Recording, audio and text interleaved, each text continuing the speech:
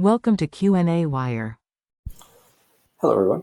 In this problem we're asked to find r hat, so the direction of the radial vector pointing to any point going from the origin.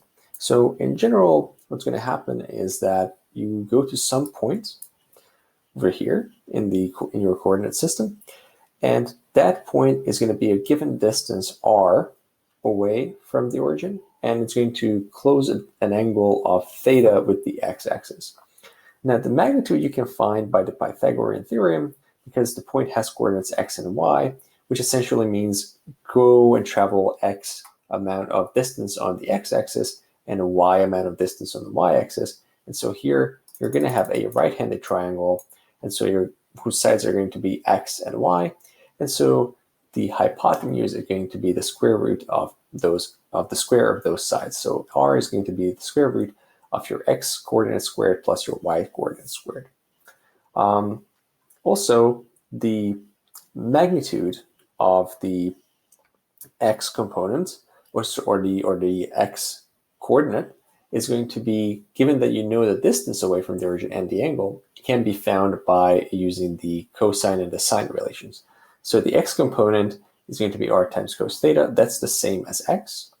And the y component is going to be r times sine theta, and that's the same as y. So now, given that this information, we're going to work out the r hat directions in two ways. So first of all, we're going to say is we have, for point A, we have that r, the magnitude of the vector, is 0 squared plus 50 squared, because the point is at 0 and 50. So your x is 0, your y is 50, and so r is equal to just 50. And at the same time, the angle that this vector encloses with the origin is going to be the arctan of y over x, which is equal to 50 over 0. So essentially, you're looking for a point where tan is infinite, which occurs at pi over 2. So we're going to have that pi is equal to 90 degrees. Now, of course, it could occur at other points. So wherever cosine is 0, so you could have 3 pi over 2. But that would be down here, right? So that would not be the same vector as A. So we're going to have pi over 2 is equal to 90 degrees is equal to theta. And so finding the x component, we're going to have, oops, I'm missing a 5 over here. So the x component is going to be r times cosine 90 degrees, which is 0. And the y component is going to be r times sine theta, so sine of 90 degrees, which is equal to 50, because sine of 90 is 1. So then the r vector is going to be r times r hat, but this is going to be equal to the sum of x hat times the x component and the y hat times the y component. So if I wrote this all out, then I would have rx x hat plus ry y hat. And given this, that rx is 0, we find that ry is equal to r, and y hat is just y hat. So comparing that to r times r hat, we see that r hat is equal to y hat. So the answer to the question part, or the question for the first vector, which is pointing along the y-axis, is that r hat is the same as y hat. Now, there's a better way to do this, so you don't have to go through all this algebra all the time. Which just comes from considering this vector, right? So the x component, which is rx, is going to be cosine theta for r hat. So you kind of imagine making this vector a little bit longer, where there's like a unit direction pointing in this direction. So that's going to be r hat, okay? And since it's unit, that means that its size is 1, but it's pointing in the same direction. So it encloses the same angle with the x-axis as does the r vector.